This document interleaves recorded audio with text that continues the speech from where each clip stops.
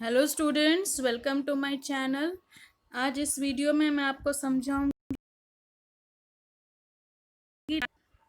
Epithelial मतलब जो ऊपर, एपी मतलब अपर और थीलियल मतलब लेयर। तो जो ऊपर की लेयर जो प्रेजेंट होते हैं हर एक ऑर्गन्स में, हर एक स्किन में, सब जगह पे, तो उसे कहेंगे एपिथेलियल टिश्यू। तो एपिथेलियल टिश्यू जो है वो टू टाइप्स के होते हैं, सिंपल एपिथेलियल टिश्यू और कंपाउंड एपिथेलियल टिश्यू। तो सिंपल एपिथेलियल टिश्यू होते हैं, तो वो होते हैं वन लेयर ऑफ सेल, सिर्फ एक ही लेयर ऑफ सेल्स होती है उसमें। तो जो एक ही लेयर होती है इसलिए वो बहुत ही पतली सी लेयर होती है।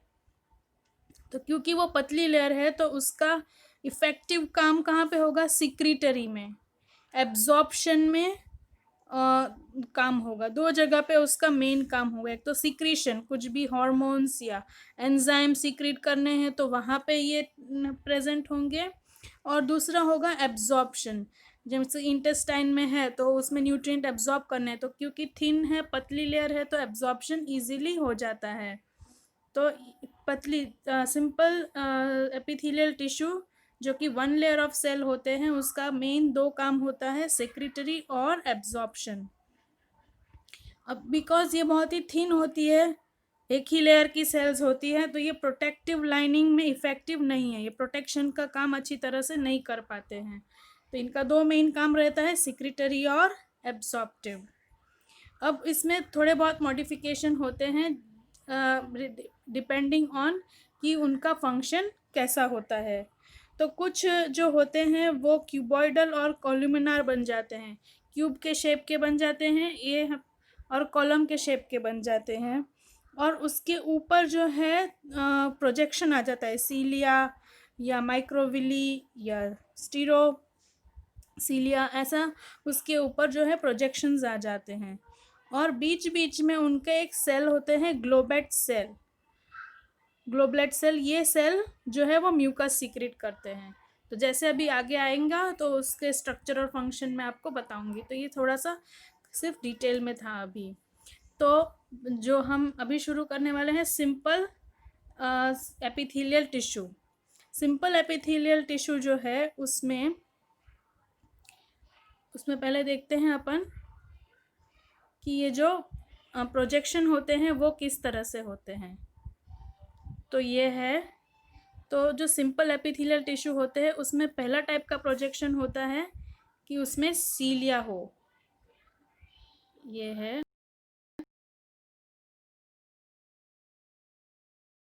इसमें क्या है, ये hair like thin motile protoplasmic extension that can move to and fro. तो ये जो सेल होते हैं उसके ऊपर ऐसे हेयर लाइक स्ट्रक्चर होते हैं, हेयर लाइक स्ट्रक्चर को बोलते हैं सीलिया।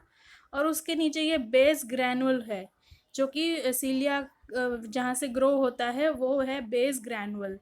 और ये इसकी क्या काम करता है, प्रोटोप्लाज्मिक मोटाइल होते हैं इसलिए टू एंड फ्रो ऐसे ऐसे मूव हो सकते हैं, ऐसे टू एंड फ्रो, आगे पीछे ऐसे मूव हो सकते हैं। और ये कहाँ पे प्रेजेंट होते हैं? तो रेस्पिरेटरी और रिप्रोडक्टिव ट्रैक्ट में, रेस्पिरेशन लंग्स में, रेस्पिरेटरी ट्रैक्ट में और रिप्रोडक्टिव ट्रैक्ट में। तो ये किस क्या काम करते हैं? Flow of a material in particular direction. तो ये जो सेल्स हैं जिसके ऊपर सीलिया का प्रोजेक्शन होता है, सिंपल एपिथेलियल टिश्यू जिसमें कि सीलिया का प्रोजेक्शन होता है, उसका मेन काम होता है flow of material in particular direction. Next type के होते हैं स्टेरोसीलिया। तो स्टीरोसीलिया जो होते हैं वो स्पेसिफिकली कहाँ पे होते हैं? मेल रिप्रोडक्टिव सिस्टम में होते हैं, एपिडाइमिस और वास डिफरेंशिया में होते हैं। तो इनका ये जो प्रोजेक्शन है उसको बोलते हैं स्टीरोसीलिया। अब ये जो है वो नॉन मोटाइल है, उसमें प्रोटोप्लाज्मिक एक्सटेंशन है। और ये इसका डायग्राम आप देखोगे तो कैसा है, जो बेस है वो ब्रॉड है और ऊपर से बहुत ही पॉइंटेड जैसे हैं। तो ये क्या काम करते हैं? Associated with the flow of sperms को फ्लो करने में हेल्प करते हैं। तो वास एपिडिडाइमिस और वास डिफरेंशिया क्या है? पाइपलाइन स्ट्रक्चर है जो कि स्पर्म को लेके जाता है। तो उसमें ये सारे स्टीरोसीलिया सेल्स होते हैं। तो नेक्स्ट आया माइक्रोविली। तो माइक्रोविली कहाँ पे है? नेफ्रॉन और इंटेस्टाइन में है। नेफ्रॉन और इंटेस्टाइन में क्यों है? क्योंकि वहाँ पे एब्जॉर्प्शन का काम है। तो ये जो छोटे छोटे ऐसे ऐसे प्रोजेक्शंस बने हैं ऊपर इस तरह से, ये जो बने हैं, उससे क्या होता है? सरफेस एरिया इंक्रीज हो जाता है। सरफेस एरिया इंक्रीज होने से क्या होता है? एब्जॉर्प्शन जो है वो ज़्यादा होता है। तो इस तरह के सेल्स जो है उसको हम बोलते हैं ब्रश बॉर्डर सेल्स। और ये जो है ब्रश कैसी है? उसकी थिन है, शॉर्ट है, क्लोजली पैक्ड है। ये जो उसके फीचर हैं वो यहाँ पे लिखे हैं। तो इसकी वजह से क्या होता है? उसकी सरफेस एरिया इंक्रीज होती है। और किडनी में और इंटेस्टाइन में, किडनी में जो एक्स्ट्रा न्यूट्रिएंट है, सॉल्ट फिल्टर हो गए, उसको वापस रीअब्जॉर्ब होता है। और इंटेस्टाइन में भी अब्जॉर्प्शन होता है। तो उसके लिए ये टाइप का जो सिंपल एपिथेलियल टिश्यू होता है उसमें ये टाइप का मॉडिफिकेशन दिखता है। तो ये 3 तरह के मॉडिफिकेशन होते हैं, सीलिया, स्टीरोसीलिया और माइक्रोविली। तो चलिए अभी नेक्स्ट देखते हैं।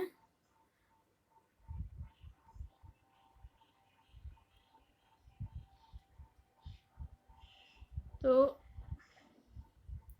ये नेक्स्ट आ गए हम सिंपल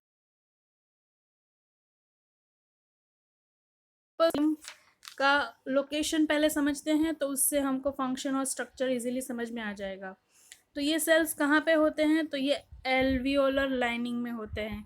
लंग्स का एल्वियोलर लाइनिंग, जैसे ये लंग्स है तो उसके एंड में जो है ब्रोंकाई जहाँ ख़त्म होते हैं, ऐसे बहुत सारे एयर सैक होते हैं, उसको बोलते हैं alveolar air sac, alveolar sac. तो वहाँ पे ये स्क्वैमस एपिथेलियम होते हैं।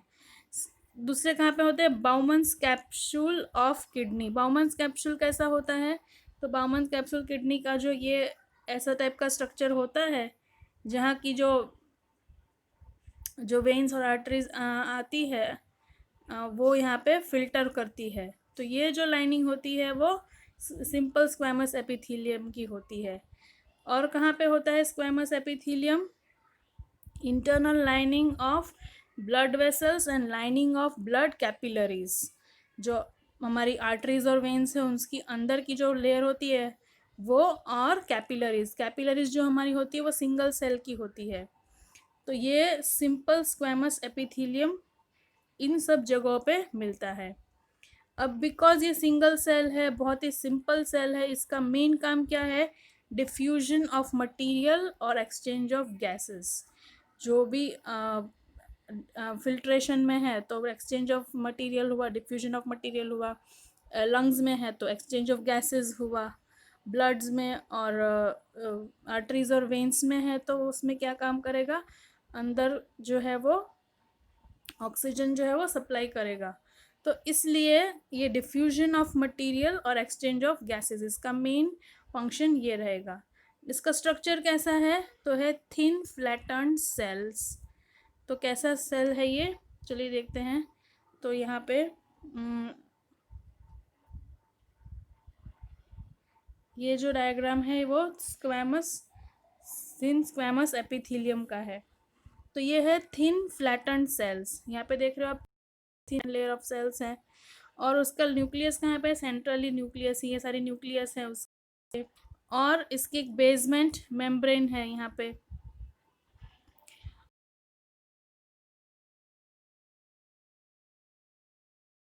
है टेसिलेटेड मार्जिन है उसकी, स्ट्रेट मार्जिन नहीं है। तो ये है स्क्वैमस एपिथेलियम का स्ट्रक्चर। आई होप आपको समझ में आ गया होगा स्क्वैमस एपिथेलियम का स्ट्रक्चर। चलिए नेक्स्ट देखते हैं।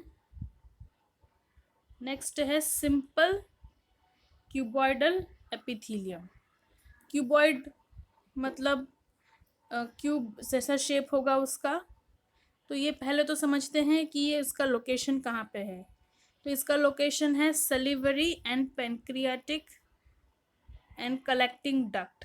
तो कहाँ पे है? सलेवरी ग्लैंड्स में है, पेनक्रियाटिक ग्लैंड्स में है, और कलेक्टिंग डक्ट ऑफ किडनीज में है, यहाँ पे प्रेजेंट है। और कहाँ पे प्रेजेंट है? ये सलेवरी, स्वेट और थायराइड ग्लैंड में भी प्रेजेंट है। तो इसका मेन काम क्या हुआ? ये कहाँ पे प्रेजेंट है उसको याद रखेंगे तो इसका फंक्शन इजीली याद रह जाएगा आपको। तो एक्सक्रीशन, एब्जॉर्प्शन और सिक्रीशन।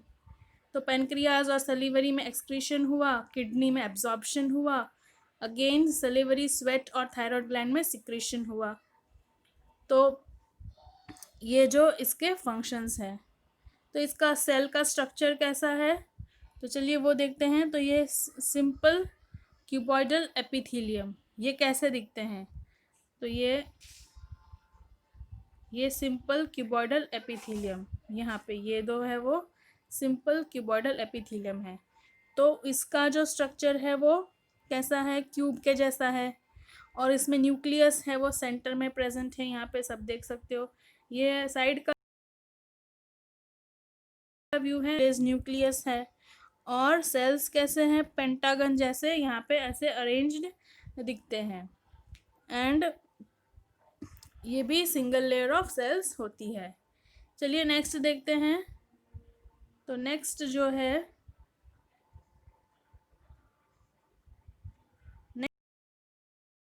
नेक्स्ट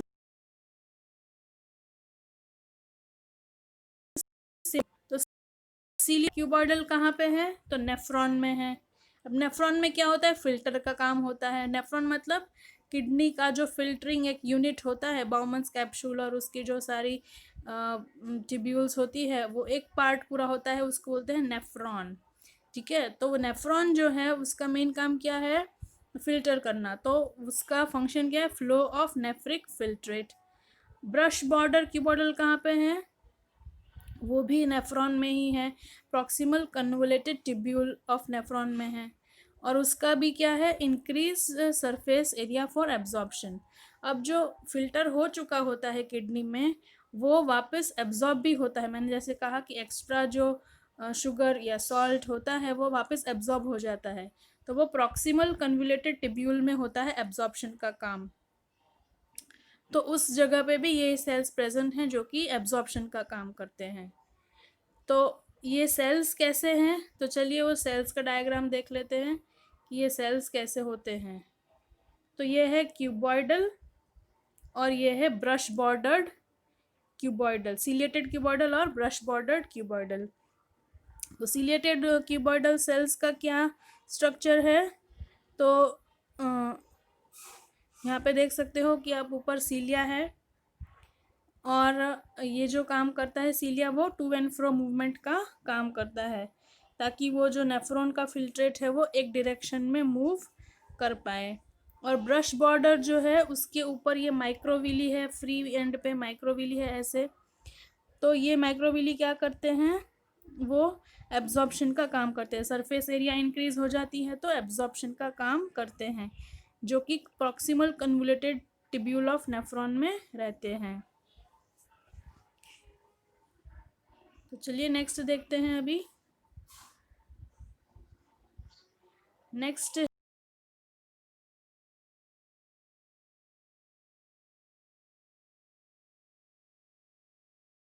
है सिम। तो पहले तो ये कहाँ प्रेजेंट है वो देखते हैं। तो लाइनिंग ऑफ स्टमक में है, इंटेस्टाइन और गॉल ब्लैडर में है, और also present in gastric and intestinal glands. तो ये जो सिंपल कॉलमनर एपिथेलियम है वो डाइजेस्टिव सिस्टम में प्रेजेंट है। तो lining of stomach, intestine, gall bladder, gastric glands, intestinal glands, इन सब में ये सेल्स हैं। तो इनका काम क्या है, सिक्रीशन एंड एब्जॉर्प्शन। जो गॉल ब्लैडर है वो सिक्रीट करता है तो सिक्रीशन, और इंटेस्टाइन जो है वो एब्जॉर्ब करता है तो इसका फंक्शन हुआ एब्जॉर्प्शन। अब गैस्ट्रिक जूस जो निकलते हैं उसमें HCl भी निकलता है, तो उसमें जो ग्लोबुलेट सेल्स जो होते हैं वो म्यूकस प्रोड्यूस करते हैं। गैस्ट्रिक जो अपनी सेल्स, इंटरनल सेल्स की लाइनिंग होती है उसको प्रोटेक्ट करके रखती है। तो ये सिंपल कॉलमनर एपिथेलियम हुआ। तो उसका डायग्राम देख लेते हैं कैसा होता है पहले, फिर आगे समझते हैं। तो ये जो है वो डायग्राम है,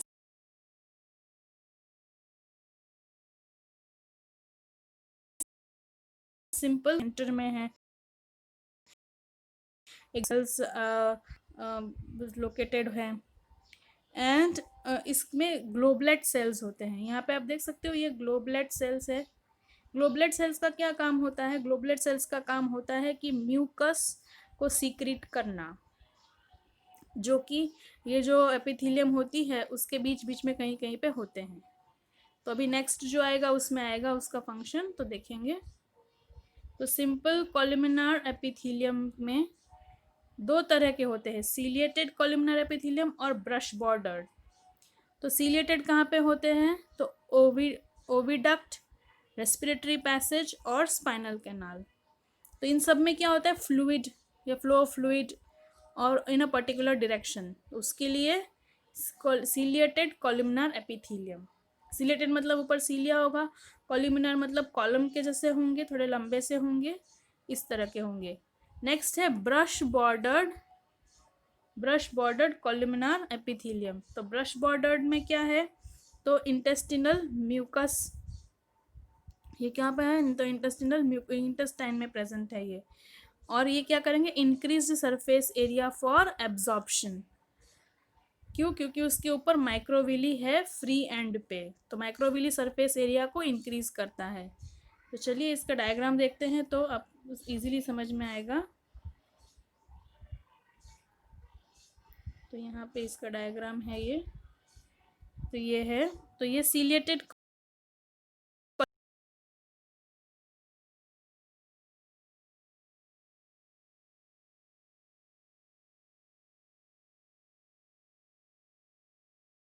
कॉलमनार एपिथेलियम, उसके ऊपर ये माइक्रोविली है जो एब्जॉर्प्शन का काम करते हैं, सरफेस हैं उनके सेंटर में सबके, और ये ग्लोबुलर सेल म्यूकस रिलीज कर रहे हैं। तो इस तरह का, और बेसमेंट मेम्ब्रेन पे ये सारे सेल्स ऐसे लाइन अप हुए हैं। तो आई होप आपको इतना समझ में आया होगा। अभी लास्ट जो हमारा बचा है वो है यहाँ पे सूडो स्ट्रेटिफाइड एपिथेलियम। तो सूडो मतलब फॉल्स, स्ट्रेटिफाइड एपिथेलियम। तो फॉल्स उस ऐसा लगता है पर एक्चुअली होते नहीं हैं। सूडो स्ट्रेटिफाइड एपिथेलियम, तो ये कहाँ पे है? तो trachea, lining of trachea and primary bronchi and parts of nasal epithelium. तो लंग्स में, ब्रोंकाई में, यहाँ नेजल एपिथेलियम में ये प्रेजेंट होते हैं। तो इनका काम क्या है? ये जो म्यूकस सीक्रेट होते हैं, ग्लोबुलेट सेल करते हैं, वो डस्ट पार्टिकल को ट्रैप कर लेते हैं और बैक्टीरिया को भी ट्रैप कर लेते हैं और उनको बाहर की तरफ धक्का मार के निकाल देते हैं। अब ये जो सेल्स हैं वो कैसे होते हैं? तो चलिए देखते हैं। तो ये है सूडो स्ट्रेटिफाइड एपिथेलियम। अभी ये सेल्स को समझते हैं अच्छे से। तो ये है one layer of columnar cell, column है, लंबे लंबे हैं, ऊपर उनके सीलिया है, ये देख सकते हो आप, ये सीलिया है। और ये जो प्रेजेंट है वो ग्लोबुलेट सेल्स हैं। और कॉलमनार एपिथेलियम में सारे सेल्स जो हैं वो बड़े नहीं, ये छोटे सेल्स भी होते हैं, सपोर्टिंग छोटे छोटे सेल्स हैं, और कुछ सेल्स लंबे हैं। तो इनका स्ट्रक्चर ऐसा होता है। और जो सेल्स के ऊपर ऐसा पिट जैसा होता है वो है ग्लोबुलेट सेल्स, जो कि म्यूकस रिलीज करते हैं। तो इसमें लॉन्ग सेल्स होते हैं, शॉर्ट सेल्स होते हैं, और ये सभी सेल्स बेस मेम्ब्रेन पे खड़े होते हैं, और इनके न्यूक्लियस भी होता है। तो इस तरीके का ये पूरा स्ट्रक्चर होता है। तो सारे सेल्स लंबे नहीं होते हैं, इसमें कुछ शॉर्ट सेल्स भी होते हैं और कुछ लॉन्ग सेल्स भी होते हैं। तो ये है सूडो स्ट्रेटिफाइड एपिथेलियम। तो स्ट्रेटिफाइड एपिथेलियम कैसा था? सारे सेल्स बड़े बड़े थे, पर ये सूडो है क्योंकि कुछ सेल्स बड़े हैं कुछ छोटे हैं। तो फॉल्स एपिथेलियम जैसा उसका स्ट्रक्चर लगता है, इसलिए उसको नाम दिया है सूडो। तो आई होप ये आपको समझ में आया होगा। तो यहाँ पे जो हमने समझा है वो क्या समझा आज? तो ये है एपिथेलियल टिश्यू, उसमें सिंपल मतलब वन लेयर ऑफ सेल्स, उसमें स्क्वैमस, क्यूबॉइडल, कॉलमनार और सूडो स्ट्रेटिफाइड। इसमें क्यूबॉइडल और कॉलमनार में सीलिएटेड और ब्रश बॉर्डर थे एपिथेलियम। सीलिएटेड जिसके ऊपर सीलिया था, और ब्रश बॉर्डर थे जो कि एब्जॉर्प्शन का काम करते हैं। तो इस वीडियो में हमने इतना अभी समझा है। नेक्स्ट वीडियो जो बनाऊंगी उसमें कंपाउंड एपिथेलियम आपको समझाऊंगी। तो आई होप आपको ये समझ में आया होगा। अगर आपको कोई भी डाउट है तो प्लीज़ कमेंट बॉक्स में लिखिए, और अगर आपको वीडियो ज़रा सा भी हेल्पफुल लगा है तो आप लाइक करिए, शेयर करिए मेरी चैनल को और सब्सक्राइब भी कर दीजिए। Thank you. Thanks for watching.